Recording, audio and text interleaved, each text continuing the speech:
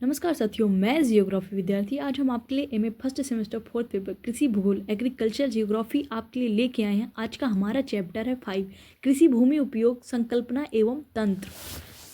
कृषि भूमि उपयोग संकल्पना और तंत्र का अर्थ है कृषि भूमि का सही और प्रभावी उपयोग करना ताकि उत्पादन बढ़ सके और पर्यावरण की सुरक्षा भी हो सके।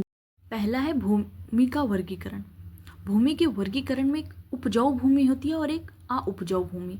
उपजाऊ भूमि यह वह भूमि होती है जो कृषि उत्पादन के लिए उपयुक्त होती है। इसमें मिट्टी की गुणवत्ता, जल निकासी और जलवायु का ध्यान रखा जाता है। अउपजाऊ भूमि ऐसी भूमि जो कृषि के लिए उपयुक्त नहीं होती, जैसे कि बंजर भूमि या अत्यधिक शुष्क क्षेत्र। दूसरा है भूमि उपयोग योजना। यह योजना यह निर्धारित करती है कि किस प्रकार की फसलें किस भूमि पर उगाई जाएं। इसमें फसल चक्र, फसल विविधता और फसल की बुआई का समय शामिल होता है। तीसरा है कृषि तंत्र। कृषि तंत्र में आता है सिंचाई तंत्र। जल प्रबंधन के लिए सिंचाई प्रणाली का उपयोग किया जाता है, जैसे ड्रिप इरिगेशन या स्प्रिंकलर।